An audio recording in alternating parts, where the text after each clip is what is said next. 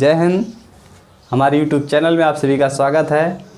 तो कहते हैं कि ज़िंदगी खेलती भी उसी के साथ है, ज़िंदगी खेलती भी उसी के साथ है जो बेहतरीन खिलाड़ी होता है। दर्द सबके एक से हैं मगर हौसले सबके अलग अलग हैं। कोई हताश होके बिखर जाता है तो कोई संघर्ष करके निखर जाता है। चलिए दोस्तों, इसी के साथ आज के टॉपिक की शुरुआत करते हैं। और आज का हमारा जो टॉपिक है वो है बैठक व्यवस्था से। तो इस टॉपिक से आपको कुछ नया सीखने को मिलेगा, यानी कि आपके पेपर में जब क्वेश्चन आता है बैठक व्यवस्था का तो बड़ी उलझन होती है कि हम कैसे सॉल्व करना है। तो आज हम यहाँ पे सीखेंगे बहुत आसान तरीके से कि हम पेपर में अपने जो सवाल है उसको कैसे हम सॉल्व करेंगे। ठीक है, तो चलिए भाई, पहला क्वेश्चन यहाँ पे पहले हम बात कर लेते हैं इस टॉपिक के बारे में थोड़ा सा। तो इस टॉपिक जो होता है, ये टॉपिक है आपका बैठक व्यवस्था संबंधित, यानी यहाँ पे आपको 3 से 4 टाइप मिलेंगे, जिसमें आपको बैठाया जाएगा किस क्रम में, रेखी क्रम में, वृत्तीय क्रम में और वर्गाकार या बहुभुजाकार। इन 4 क्रम में आपको बैठाया जा सकता है। और इन 4 क्रमों का मतलब क्या है? इन 4 क्रमों का मतलब ये है कि जब आपको रेखी क्रम में बैठाया जाएगा तो इसके 2 टाइप बन जाते हैं। एक होता है आमने सामने बैठाल देगा, एक सिंगल लाइन पे बैठाल सकता है, ठीक है, सिर्फ एक और ही मुँह रहेगा। और दूसरा कह सकता है, एक और कह सकता है कि इसमें बिकड़ता बैठाल देगा। ठीक, तो ये आपके पहले वाले जो टाइप है उससे एक सब टाइप है, इससे बन सकते हैं। दूसरा जो आपका है वृत्ताकार, तो इसमें क्या होगा, जब इसमें बैठा लेगा तो कभी कहेगा कि ये इसका मुख अंदर है, ठीक, अंदर की ओर है, तो दूसरे हो सकता है अगले क्वेश्चन में कह दे कि इन सबका मुख बाहर की ओर है। तो इस तरीके से इसके 2 टाइप और अलग से बन जाते हैं। ठीक, अगर हम अगले नेक्स्ट इसके वर्गाकार या आयताकार की बात करें तो एक इमेज उठा लेगा और उसमें आमने सामने बैठा लेगा इस तरीके से, ठीक, और इनका मुख अंदर की ओर भी करवा सकता है और बाहर की ओर भी करवा सकता है। ठीक, फिर या तो आयताकार में बैठा लेगा या वर्गाकार में बैठा लेगा, कभी कभी बिकड़ता बैठाल सकता है। तो ये सब आपके इसमें टाइप शामिल हैं। क्लियर है? तो ये सब चीज़ें आपको पढ़नी है।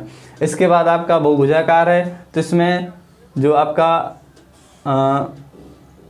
पंचभुज हो गया, षटभुज हो गया, अष्टभुज हो गया, इस सब के सवाल इसमें शामिल होंगे। क्लियर है? चलिए तो चलते हैं आपके पहले सवाल पर। और आज का जो पहला सवाल है ये आपके सामान्य जो पहला टाइप है रेखी क्रम से, उससे ही संबंधित है। तो चलिए हल करते हैं इसको। देखिए भाई, कहता है कि 5 लड़कियां एक कतार में उत्तर की ओर में करके खड़ी हैं। बस इतना सी पहले पढ़ लो, इसके बाद आगे चलेंगे।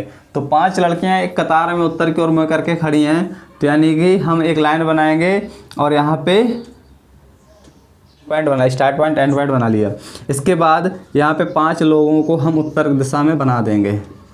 4 हो गए, एक और थोड़ा सा बढ़ा लो, ये 5 लोग हो गए यहाँ पे उत्तर दिशा की ओर हमने इसको बना दिया है। अब अगर इसका लेफ़्ट राइट भी कर लो तो इधर पे लेफ़्ट होगा, इधर पे राइट होगा, इस तरीके से सभी के रहेंगे।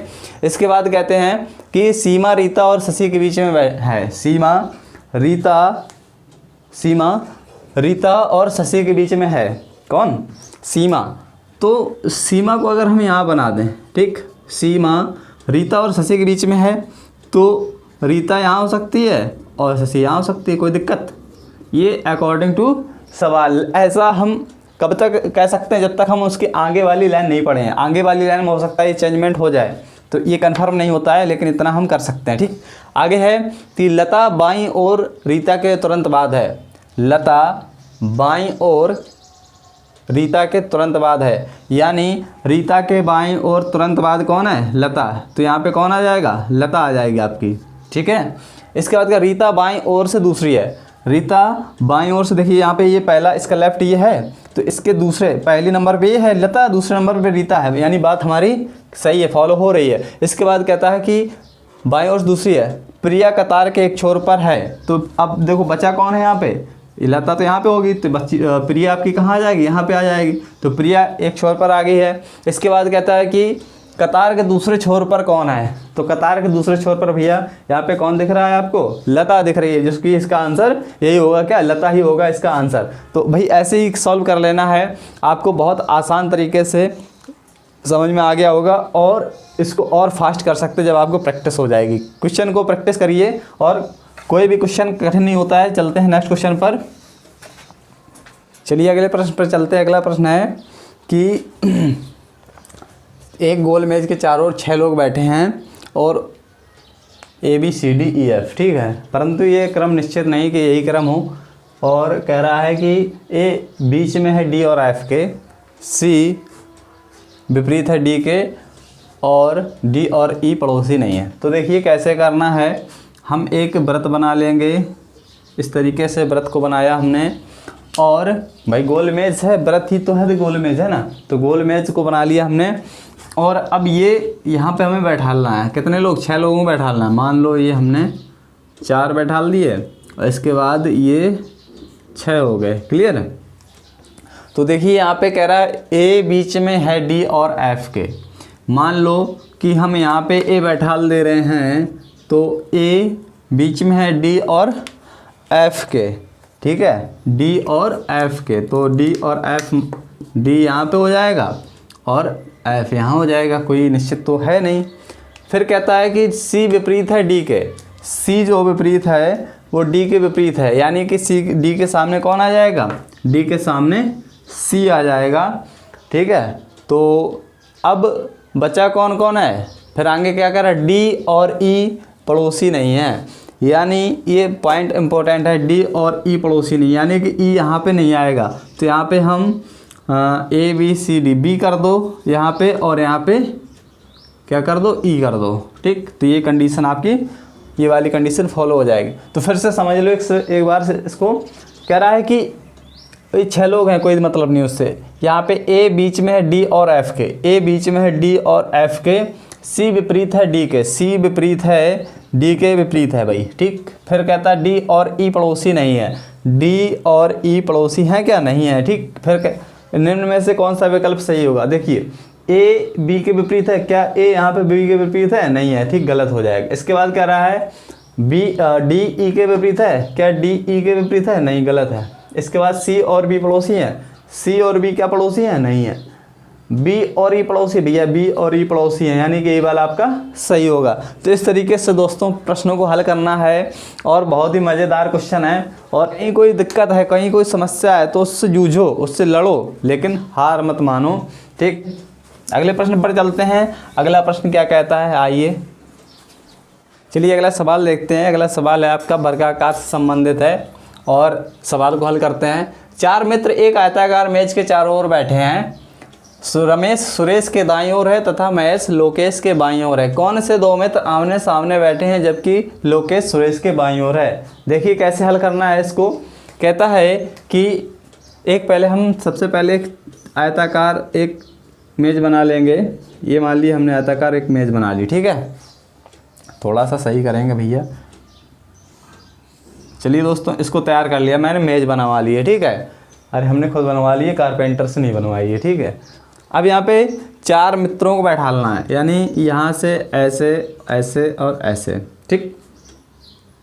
इस तरीके से हमने बैठा दिया है। कोई दिक्कत? सबको हमने कह दिया यहीं बैठो आप, कहीं हिलना डुलना नहीं है इनको।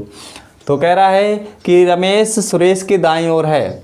रमेश सुरेश के दाईं ओर है, यानी मान लो हम रमेश को यहाँ कर दे रहे हैं, तो रमेश सुरेश के दाईं ओर है। तो अब यहाँ से इसका मुख्य यदि केंद्र की ओर ही है तो यहाँ पे हम सुरेश को करेंगे सुरेश, ठीक। तो इसका यदि मुख ऐसे देखा जाए तो ऐसे में इसका ऊपर लेफ्ट होगा, नीचे राइट होगा। तो यहाँ पे रमेश सुरेश के दाईं ओर है, यानी जो रमेश है वो सुरेश के दाईं ओर है या नहीं है, ठीक। तो रमेश कहाँ पे है? सुरेश के दाईं ओर है। फिर तथा महेश लोकेश के बाईं ओर है। महेश लोकेश के बाईं ओर है। तो हम यहाँ पे महेश यदि बना दें, महेश को यहाँ पे कर दें, तो महेश का अगर मुख देखा जाए तो इस तरीके से यहाँ पे ऊपर लेफ्ट होगा, इसका राइट होगा, ठीक।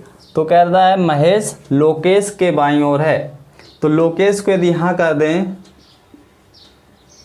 तो महेश लोकेश के बाईं ओर है या नहीं है भाई। इस तरीके से अगर देखा जाए तो यहाँ पे इसका जो तो ये लेफ़्ट होगा, इसका ये राइट होगा, इस तरीके से होगा। तो ये बाईं ओर है, ठीक। तो ये दोनों शर्तें तो तैयार हो गई हैं। फिर कहता है निम्न में से कौन से दो मित्र आमने सामने होंगे जबकि लोकेश सुरेश के बाईं ओर है। जबकि लोकेश सुरेश के बाईं ओर है। तो देखिए भैया यहाँ पे लोकेश सुरेश के बाईं ओर ही तो है, ठीक। यदि ये लोकेश सुरेश के बाईं ओर है तो आमने सामने के लिए पूछ रहा है। तो आमने सामने कौन से दो मित्र होंगे। देखिए रमेश और लोकेश, रमेश और लोकेश। भाई यहाँ पे देखा जाए तो ये रमेश है, ये लोकेश है, ये सामने आमने हो रहे हैं, ठीक। तो यही वाला आपका यहाँ पे सही हो रहा है। इसको देखते हैं महेश और लोकेश। तो महेश और लोकेश क्या हो रहे हैं, नहीं हो रहे हैं। फिर रमेश और सुरेश, रमेश और सुरेश नहीं हो रहे हैं। सुरेश लोकेश नहीं हो रहे हैं, सुरेश और लोकेश नहीं हो रहे। तो देखिए भाई कितने आसानी से हमने यहाँ पे इसको हल कर दिया है। तो आप भी इसी तरीके से हल कर सकते हैं ना। तो देखिए भाई सवालों को हल करना सीखिए, है ना। सवालों से डरना नहीं है आपको। सवालें जो जितना भी कठिन हो, कैसा भी हो, ठीक है, आप उसको एक बार हल करिए। आपको पहली बार में दिक्कत हो सकती है, लेकिन जब उसको समझ जाएंगे तो फिर दिक्कत नहीं होगी, ठीक। दाएं बाएं में ही इसमें समस्या आएगी, बाकी इस टॉपिक में कुछ ऐसा है नहीं जहाँ पे आपको दिक्कत करे, ठीक। बैठाने की समस्या होती है तो भाई ये फिक्स नहीं होता कि ये यहीं बैठेगा या यहीं बैठेगा, तो इसको चेंज ही कर लीजिएगा। थोड़ा प्रैक्टिस करिए, आपको आसानी से समझ में आने लगेगा, ठीक है।